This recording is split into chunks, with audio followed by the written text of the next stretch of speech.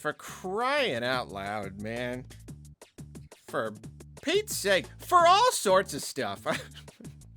Sony just announced that they are raising prices of their various PlayStation products. Again, just doing it again. You know, they already did it in August last year. These kinds of increases are growing more and more common, and here we're just doing it again. They're just kind of doing it again, and they released a statement. Let me read it.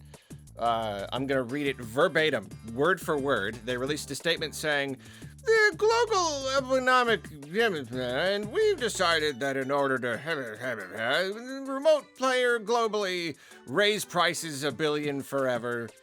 The end. And I mean, let's look at the prices. We're gonna look at the prices here. Here in the U.S., the regular base model PlayStation 5 was $550, which was, of course, already a substantial increase over the launch price many eons ago. It is being raised by 100. Man, they're really going for it too. They just go for the throat. They're not messing around. $50 increase? Nah. 100. It's now $650. In 2026, $650 if you want to get a PS5. The digital edition was $500, is now $600. So, you know, pretty funny. Substantially more expensive now than, like, the base model was at launch, even though this is supposed to be the more affordable one. The PlayStation 5 Pro, get ready for this. Get ready for this. Are you sitting down? It's being increased by $150. It was $750. It is now $900.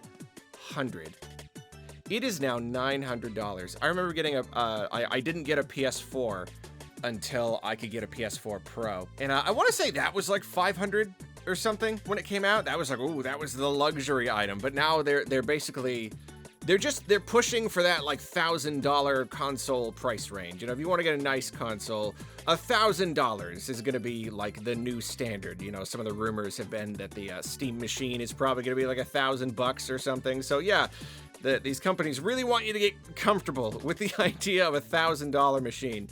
Yeah, $900 for PS5 Pro. And then the PlayStation Portal. Oh, thank you. A mere $50 increase. It was $200 and now it's going to be $250. Thank you for throwing us a bone.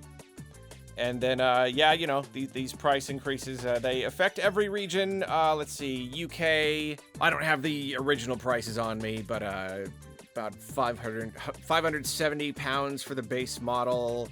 The Europe, 650 euros in Japan. Okay, I'm not gonna get all the prices. Whatever, you get the picture. They're all going up a pretty good amount. And you know, like as always, I definitely get it. I understand it. All of the tariffs, and now we got wars to deal with. Love that. And the AI and the RAM and the yada yada yada yada yada yada yada. For all of these reasons, they're raising the prices again. And it's just, I mean, even if it is expected, of course, it is always just, it's just like, you want there to be a company who's willing to take even the smallest hit, you know? And like, I can't pretend to know all of their financials. For all I know, all of this stuff really is impacting them that much. And maybe these price increases are more justified than I think that they are. When you look at the actual real financials, at the end of the day, how much are they gonna make? But from where I'm sitting, it kind of just seems like, yeah, I get that there are reasons why this is going to cut into your profit, but like, where do you reach a point where you're willing to just budge a tiny bit and just say, you know what, maybe it's okay for us to make $1 less per sale. You know what I mean? Like, they raise the prices so aggressively that it's as though they're like, no, we absolutely refuse to make any less money now than we have in the past. And, I mean, obviously, that's the problem with everything right now. That's the problem with the world right now. Every company, the unchecked capitalism, yada, yada. It's like nobody wants to make less. ever. No shareholder wants to make less than before, not even a tiny bit. So it's like, yeah, like where do you get the point where it's like, okay, we gotta budge. We have to be okay with just making a little bit less, because we can't just keep increasing prices forever. It's not sustainable. And they don't need me to tell them this. They know that this is not sustainable. That's the point. That's the point of all of this, is that it's not sustainable. They're doing it on purpose, because I don't care about the future. I care about the money right now. And of course, if increasing prices up to this point has not been a problem, then we're gonna keep pushing it. And you know, not to turn it into a bigger, deeper thing, but like, yeah, like the pandemic really screwed everything up, because these companies kind of had to raise prices. Well, not had to, but like they had more reason they could justify raising the prices, and then they saw that it didn't affect sales literally at all.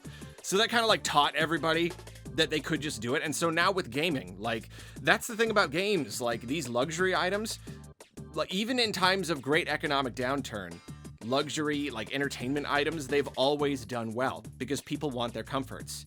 So now with video games, these companies are just pushing it and pushing it and pushing it, because they're seeing that it's probably not really impacting them enough yet. There is an impact, and there is gonna be an impact, but at least at the moment, they're still in that phase of, let's just keep pushing. You know, people grumble, but it's not actually affecting our bottom line yet. Most people are willing to shell out the money, even if it feels like too much, because, okay, well, I don't want to spend that much, but I will, because I need my comforts, you know? Like, I don't really know anybody who, like, has decided to stop buying certain products because they're too expensive. You know, like, at least around me, like, no shame to anyone for buying any of these products. I'm just saying most of us are grumbling about it, and the grumbling is increasing, but the buying is not stopping. And I don't know. I think Sony's kind of depending on that. Just up and up and up and up and up. No, we will not make a single cent less. Every single time there is a factor that cuts into our profit, we will directly and immediately raise the price to match, no matter how high it gets. And the thing is, like, yeah, it's really not sustainable. Yeah, there's Matt Piscatella going on about how, like, yep, gaming is pretty much just becoming like an absolute luxury, like a middle to upper class luxury. Yeah, the average household buying a new unit of video game hardware has been becoming more affluent on average over time. Yeah, just everything going up. So, like, yeah, that is the thing. You really cannot reach a point where gaming becomes something for really well-off people. You can't just keep pushing it, because, like, there is going to reach a point where something has to change. People can only be pushed so far. And you know, yeah, really tempting to just to go into, like, the greater thing. But, like, no, I really do think that a very big reckoning for the industry is coming, because, yeah, there's just too many games to play already, too many games that we can buy affordably. More and more people are starting to just lean back on old games, cheaper games, indie games. So, like, if you keep pushing it, and then you reach a point where, hey, everybody, here's our brand new console, it's $1,000 and the games are $100. Like, once that, like, I don't know, once that iceberg breaks off, you know, like, once we get into that territory, that psychological shift has happened, people are going to just stop buying these, just in droves. They're going to just start noping out. And these companies it's going to be a really big problem. But anyway, yeah, I don't know, whatever. This is just a topic, Arlo, talking about the price increases, not the time to go on the whole tirade. It's just ridiculous. It just is. We have to reach a point where you're okay with making a little less money, you know, as a way to just kind of, you know, stop yourself from barreling off a cliff, you know, like, there does come a point when you have to think about the future, right?